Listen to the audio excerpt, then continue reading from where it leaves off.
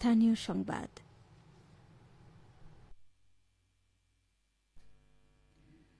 আসসালামু আলাইকুম। বাংলাদেশ বেতার, রাজশাহী। স্থানীয় সংবাদ পড়ছি মহসিনা পারভিন।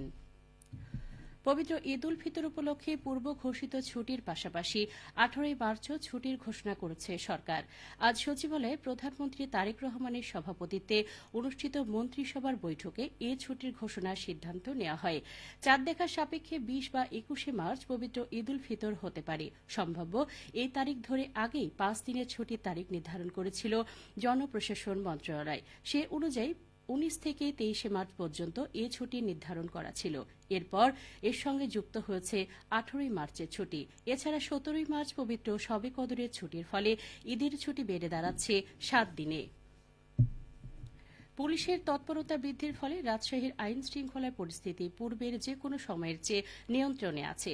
সড়কে শৃঙ্খলা ফেরাতে ট্রাফিক পুলিশের সংখ্যা বৃদ্ধি করা হয়েছে। সেই সাথে পাড়া মহল্লা সহ গুরুত্বপূর্ণ মোড়গুলোতে পুলিশের টহল বৃদ্ধি করা হয়েছে।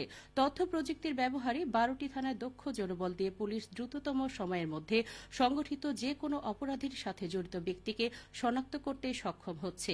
এ নিয়ে শুনুন মহানগর সংবাদদাতা রাজু আহমেদের বিশেষ প্রতিবেদন। একাধিক বিশ্ববিদ্যালয় ও উন্নত মানের শিক্ষা প্রতিষ্ঠান থাকায় শিক্ষানগরী হিসেবে সুপরিচিত রাজশাহী। পাশাপাশি পরিচ্ছন্ন ও শান্তির নগরী হিসেবে সুনাম রয়েছে এই শহরের। এর পেছনে অন্যতম সহযোগী হিসেবে কাজ করে আসছে রাজশাহী মেট্রোপলিটন পুলিশ। আরএমপির মুখপাত্র ও উপপুলিশ কমিশনার গাজীউর রহমান বলেন, রাজশাহী মেট্রোপলিটন পুলিশ পূর্বের যে কোনো সময়ের চাইতে এখন ভিজিবল পুলিশিং এটি বাড়িয়ে দিয়েছে। আপনারা যদি রাস্তাঘাটে দেখেন, এখানে টহল টিম আগের যে কোনো সময়ের চাইতে বৃদ্ধি করা হয়েছে। চেক পোস্ট এখন আগের যে কোনো সময়ের চাইতে কার্যকরভাবে করা হচ্ছে। একই সাথে আমরা ট্রাফিক পুলিশের সংখ্যাও কিন্তু অনেক বাড়িয়ে দিয়েছি। পূর্বের চাইতে ছিনতাই, চুরিসহ বড় অপরাধ কমে এসেছে উল্লেখ করে আরএমপির মুখপাত্র আরো বলেন, পূর্বের যে কোনো সময়ের চাইতে এখানে ছিনতাই, চুরি বা ক্রাইম এগেইনস্ট প্রপার্টি এটা কমে গিয়েছে। এরপরেও হত্যার মতো যে কয়েকটি ঘটনা ঘটেছে এটি খুব বেশি না, কিন্তু সেইগুলো প্রত্যেকটা কিন্তু ডিটেকশন আছে এবং আমরা আসামিকে গ্রেপ্তার করেছি এবং এইগুলো কিন্তু পূর্ব শত্রুতা বা পারিবারিক দ্বন্দ্বের জেরে এইগুলো ঘটেছে। সুতরাং এইটির সাথে আইন শৃঙ্খলা অবনতির যে বিষয়টা এটি কোনোভাবেই আসলে সঠিক নয়। তিনি আরো জানান, 24 ঘন্টা নগরবাসীর নিরাপত্তা নিশ্চিতে এবং যে কোনো অপরাধ প্রতিরোধে নগরের গুরুত্বপূর্ণ মোড়ে নতুন করে শতাধিক সিকিউরিটি ক্যামেরা স্থাপনের কাজ চলছে। ইতোমধ্যেই আমরা 126টি ক্যামেরা অ্যাক্টিভ করেছি। আরো 100টি ক্যামেরা আমরা আগামী এক সপ্তাহের মধ্যে এটা ইনস্টল করে ফেলবো। এর পাশাপাশি সিটি কর্পোরেশন থেকে তারাও 155টি ক্যামেরা স্থাপনের যে কার্যক্রম এটি শুরু করে দিয়েছে। পুরো রাজশাহী মেট্রোপলিটন এলাকাকে আমরা সিসি ক্যামেরার আওতায় নিয়ে আসতে পারবো। আরএমপি তার বিদ্যমান 12টি থানার জনবল দিয়ে প্রায় 10 লাখ মানুষের নিরাপত্তা নিশ্চিতে কাজ করে চলেছে। রাজু আহমেদ, বাংলাদেশ বেতার, রাজশাহী। নওগাঁর পত্নীতলের উপজেলা প্রাণী সম্পদ দপ্তর ও ভেটেরিনারি হাসপাতালে ব্যবস্থাপনার সমতল ভূমিতে বসবাসরত অনগ্রসর ক্ষুদ্র নৃগোষ্ঠীর আর্থসামাজিক ও জীবনমান উন্নয়নের লক্ষ্যে সম্মিলিত প্রাণী সম্পদ উন্নয়ন প্রকল্পের আওতায় ছাগল, দানাদার খাদ্য ও অন্যান্য উপকরণ বিতরণ করা হয়েছে। আজ সকালে উপজেলা পরিষদ চত্বরে বিতরণ অনুষ্ঠানে প্রধান অতিথি ছিলেন নওগাঁ 2 আসনের সংসদ সদস্য ইঞ্জিনিয়ার মোহাম্মদ এনামুল হক। সভাপতিত্ব করেন উপজেলা নির্বাহী অফিসার মোহাম্মদ আলিমুজ্জামান মিলন।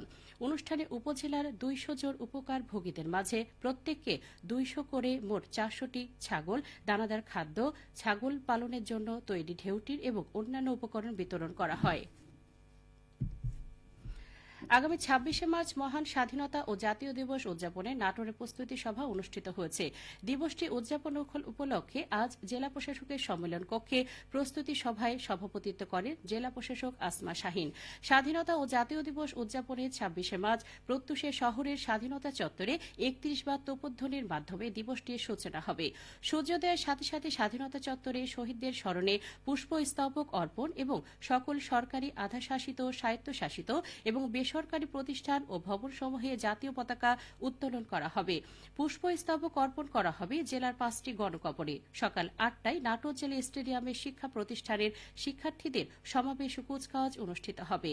এছাড়া সকল ধর্মীয় প্রতিষ্ঠানে মোনাজাত ও প্রার্থনা, জেলা কারাগার, হাসপাতাল ও শিশু পরিবারের উন্নত খাবার পরিবেশন, মুক্তিযুদ্ধ ভিত্তিক প্রামাণ্য চলচ্চিত্র প্রদর্শনী, ভবনসমূহে আলোকসজ্জা এবং সকলের জন্য উত্তরা গণভবন, রানী ভবনের বাড়িসহ অন্যান্য দর্শনীয় স্থাপনায় বিনামূল্যে প্রবেশের সুযোগ রাখা হবে।